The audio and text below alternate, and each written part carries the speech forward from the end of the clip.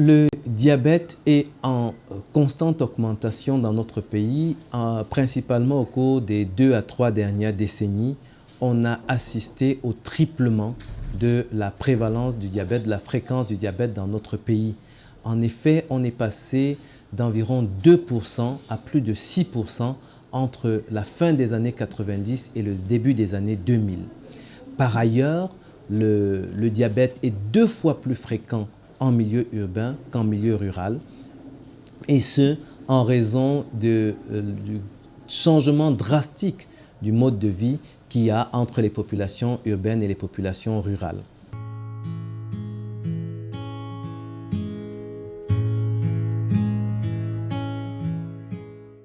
On distingue classiquement 4 grands groupes.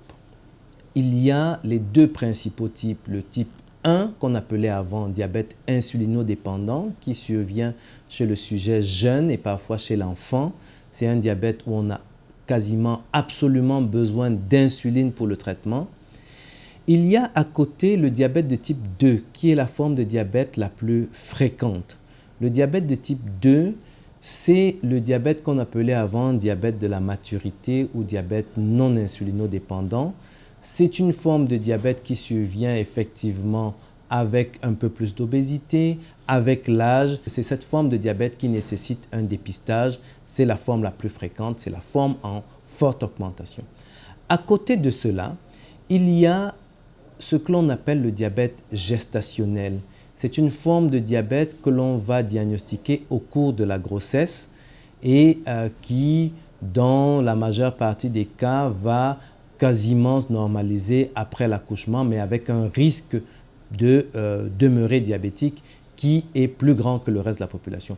Enfin, il y a ce qu'on appelle les autres types particuliers. C'est des formes génétiques, c'est des choses un peu spécialisées.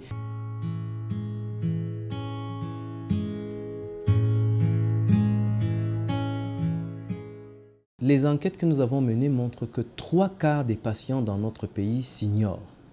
Et pourquoi? Parce que dans la majorité des cas, le diabète reste longtemps sans symptômes. Pendant très longtemps, il ne va pas avoir de manifestations faciles à objectiver. Donc, ce qui est important, c'est de pouvoir faire un dépistage. Mais lorsque le diabète progresse, il peut s'exprimer justement par des choses comme l'envie de faire pipi en grande quantité et fréquemment, la soif intense et parfois on peut avoir un amaigrissement. Il peut y avoir plusieurs autres signes, des infections qui reviennent fréquemment, mais ce qui est important, c'est la soif intense et cette envie fréquente d'uriner, d'aller faire pipi et de grande quantité.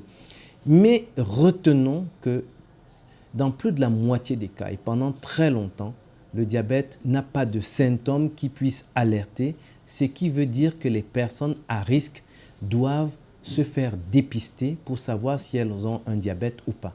Les personnes à risque, c'est premièrement toute personne au-delà de l'âge de 40 ans.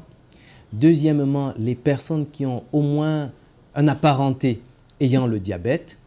Troisièmement, c'est les femmes ayant eu un gros bébé ou ayant des fausses couches à répétition. Il faudrait qu'elles se fassent dépister au moins 1 fois par an.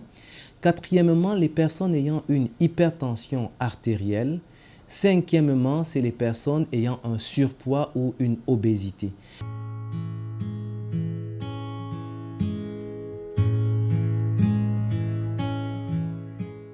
Pour développer un diabète, il y a un acteur principal qu'on appelle l'insuline. C'est une hormone produite par le pancréas qui fait utiliser le glucose, qui fait utiliser les graisses, qui fait utiliser les protéines. Mais on connaît très bien son rôle sur le sucre. C'est pour cela qu'on a l'impression que l'insuline, c'est l'hormone du sucre. Alors, qu'est-ce qui se passe pour qu'on développe un diabète? Soit on ne produit pas assez d'insuline, et le sucre qui n'est pas utilisé va rester en circulation. On va avoir le taux de sucre élevé, on va parler de diabète. Soit alors, on va avoir une insuffisance d'action de l'insuline produite. On parle de résistance à l'action de l'insuline, insulinorésistance. C'est ce qui vient en général avec l'obésité. l'obésité fait de l'insulinorésistance. Et quand il y a résistance à l'action de l'insuline, on ne peut pas bien utiliser ces nutriments, on ne peut pas bien utiliser le glucose, il reste en circulation, il fait le diabète. Donc au cœur, il y a l'insuline produite par le pancréas. Il y a beaucoup d'autres acteurs, mais cela permet de bien comprendre. Le diabète est lié à la fois à des déterminants dits génétiques, c'est-à-dire la prédisposition. On est prédisposé à faire le diabète ou on n'est pas prédisposé, c'est une chose. Mais tous ceux qui sont prédisposés ne font pas le diabète. Et tous ceux qui font le diabète n'ont pas un fort degré de prédisposition. Il y a un deuxième acteur qui est ce qu'on appelle l'environnement. Prendre du poids, ne pas faire assez d'activité physique, avoir une alimentation qui n'est pas saine et équilibrée, tout ceci influence fortement le risque de développer un diabète. Donc c'est une combinaison de la prédisposition et des facteurs environnementaux. C'est ainsi que dans une famille, par exemple, où il y a la prédisposition, tout le monde ne fait pas le diabète. Ça dépend des facteurs environnementaux auxquels on est exposé.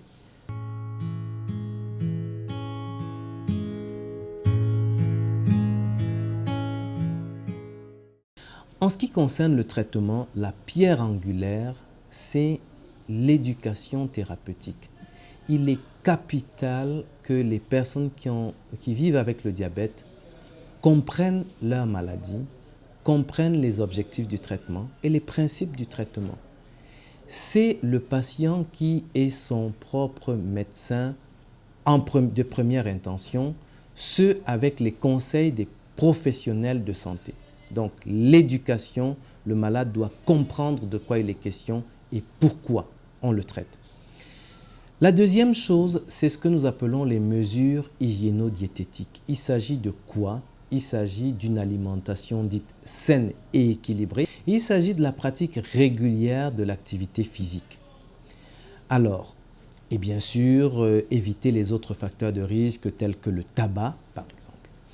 Pour ce qui concerne l'alimentation dite saine et équilibrée, en fait, il s'agit de manger comme monsieur tout le monde devrait manger pour éviter d'être malade. Ça veut dire quoi? Ça veut dire une alimentation dont la moitié est composée de ce que nous appelons les glucides, les féculents, les céréales, etc.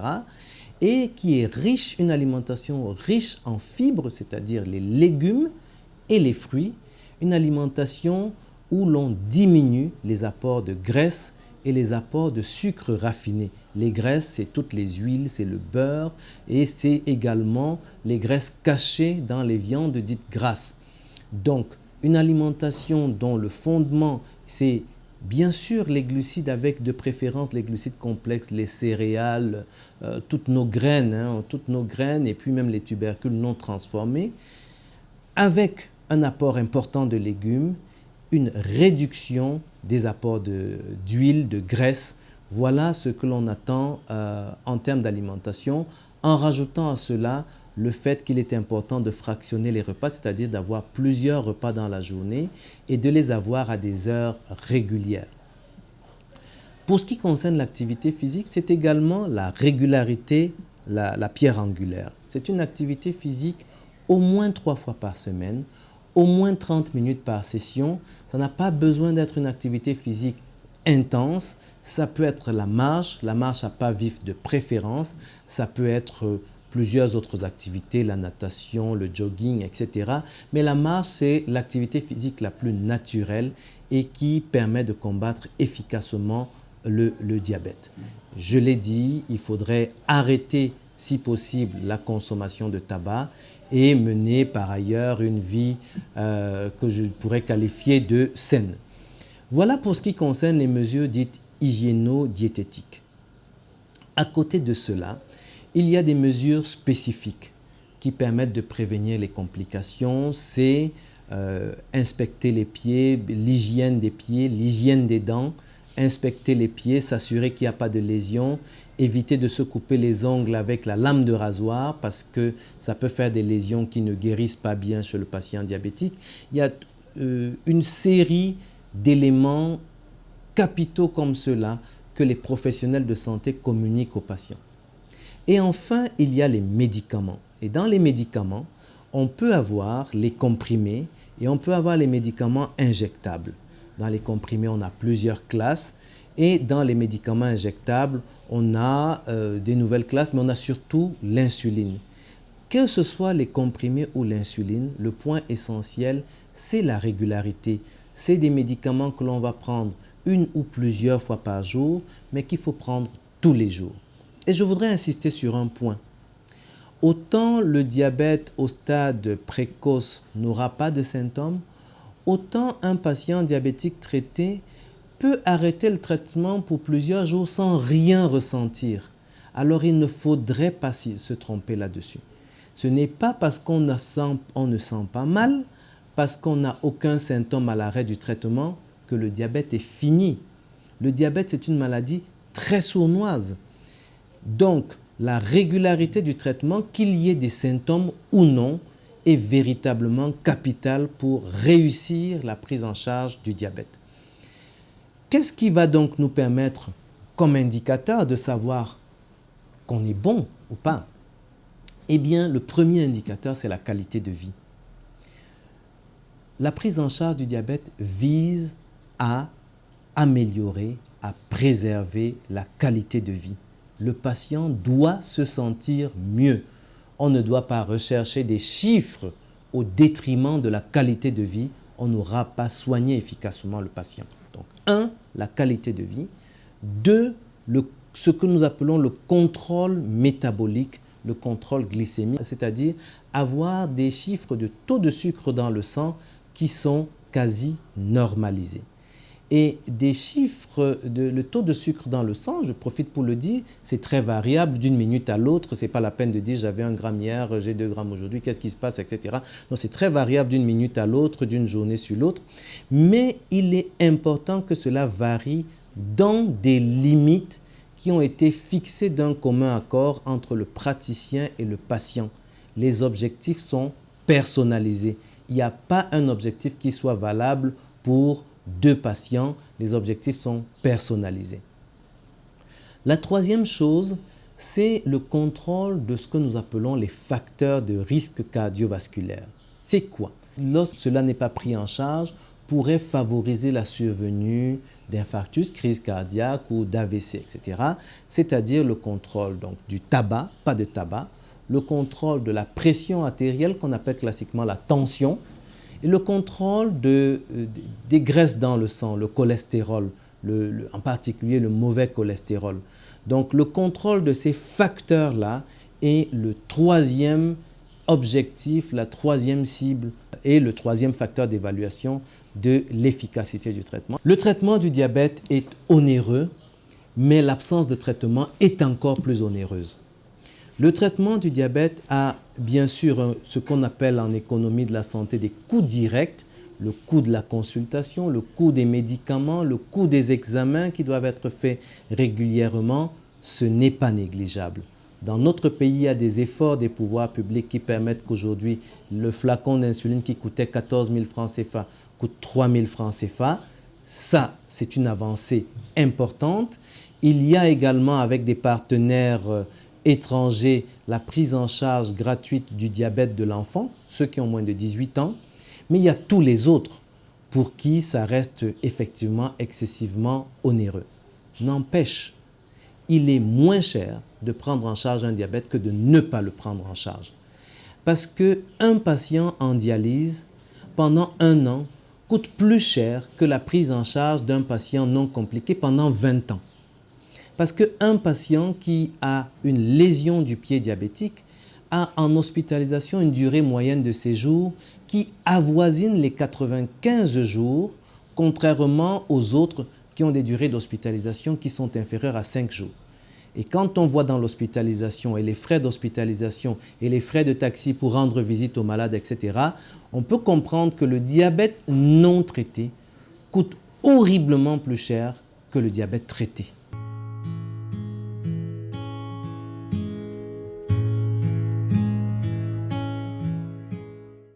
Le diabète n'est pas un problème simplement en raison du nombre ou en raison des chiffres de taux de sucre dans le sang. Le diabète est un problème parce qu'il fait des complications. des complications aiguës et des complications chroniques extrêmement coûteuses, extrêmement létales. Et on peut parler des complications justement du diabète pour dire que il y a principalement les complications aiguës, c'est les fameux comas diabétiques, le taux de sucre qui augmente énormément, qui s'accompagne de l'accumulation d'autres substances et qui peuvent faire divers types de comas, ou alors le traitement qui est excessif par rapport à l'alimentation ou l'activité et on se retrouve avec le taux de sucre qui baisse énormément, on parle de coma hypoglycémique. Il y a donc les comas qui ne peuvent être pris en charge efficacement que dans des structures hospitalières et par des équipes entraînées et qui restent encore une cause de mortalité importante dans notre pays. Et à côté de cela, il y a les complications chroniques. Et là-dessus, un diabète mal contrôlé peut entraîner énormément, beaucoup de complications. Je ne dis pas le diabète entraîne des complications, je dis le diabète mal contrôlé. Parce qu'on peut vivre une vie quasi normale avec le diabète pourvu qu'il soit bien contrôlé. Donc le diabète mal contrôlé qui peut faire ces complications chroniques peut toucher les yeux. On va avoir ce qu'on appelle la rétinopathie, l'atteinte de la rétine, de la structure de l'œil qui permet de voir. C'est ainsi que le diabète est parmi les premières causes de cécité dans le monde. C'est le diabète mal contrôlé. Deuxièmement, on peut avoir une atteinte des reins. Les reins, pas le dos. Les reins, c'est-à-dire les organes qui filtrent le sang. Et lorsque ceux-ci sont atteints au stade ultime, le sang ne peut plus être bien filtré. On est obligé de faire recours à des méthodes artificielles de filtration telles que la dialyse. Et on sait que la dialyse coûte énormément cher. Il faut 2 à 3 sessions par semaine. C'est débilitant, ça empêche d'aller au travail. Ça coûte cher aux individus, ça coûte cher à la société. Et là encore, 1/3 des patients en dialyse au Cameroun a le diabète. Le diabète et avec l'hypertension artérielle, ce sont les premiers pourvoyeurs de dialyse au monde et au Cameroun. En dehors des problèmes des yeux, des problèmes des reins, il y a le problème du cœur. On a 2 à 5 fois plus de risques de faire une maladie cardiaque, en particulier insuffisance cardiaque et crise cardiaque, les infarctus du myocarde. On a 2 à 5 fois plus de risques de faire ces maladies-là lorsqu'on a le diabète, en particulier le diabète mal équilibré. Il y a les vaisseaux sanguins. La circulation du sang peut être altérée lorsque le diabète est mal contrôlé. Ça va faire que les plaies ne cicatrisent pas facilement, ne guérissent pas facilement. À côté de ça, il y a également l'atteinte des nerfs. Le diabète peut altérer la sensibilité. Ça peut toucher les nerfs qui font la sensibilité. On sentira moins bien. C'est pour ça qu'on se fera plus facilement des blessures. Mais également, c'est les nerfs qui contribuent à faire ce que nous appelons avec nos patients, à faire chanter le coq. Donc, un diabète mal équilibré qui touche les nerfs peut entraîner des anomalies de l'érection, une dysfonction érectile. Nos patients disent, on se terme, le coq ne chante plus bien. Lorsque le diabète est mal équilibré, ça fait partie donc de multiples raisons pour lesquelles on doit assurer un bon contrôle du diabète. Et je voudrais finir sur les complications en disant que lorsque on a l'atteinte des nerfs, on a l'atteinte des vaisseaux sanguins, on a un risque d'infection, on a le risque des lésions du pied qui font que le diabète est la première cause d'amputation non traumatique du membre inférieur dans le monde. Après les traumatismes, les mines antipersonnelles, les traumatismes de la voie publique, etc., le diabète est la première cause d'amputation des membres inférieurs dans le monde et également dans notre pays. Mais la bonne nouvelle est que le diabète bien équilibré n'entraîne pas toutes ces complications. On peut vivre une vie quasi normale avec un diabète bien équilibré. Et je l'ai dit, le premier objectif de la prise en charge, c'est l'amélioration et la restauration de la qualité de vie.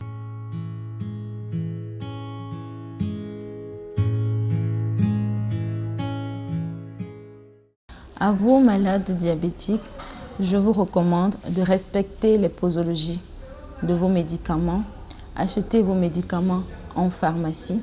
Évitez l'automédication. En cas de doute, venez en pharmacie rencontrer le pharmacien pour un conseil, pour une assistance. Je vous exhorte à une autosurveillance de votre glycémie. Achetez donc votre glucomètre en pharmacie et le pharmacien vous guidera dans les modalités d'utilisation de votre appareil. Évitez l'automédication, évitez la prise concomitante avec les médicaments indigènes car les conséquences sont graves et coûteuses. Risque de choc hypoglycémique, de coma hypoglycémique qui vous entraînerait à la mort.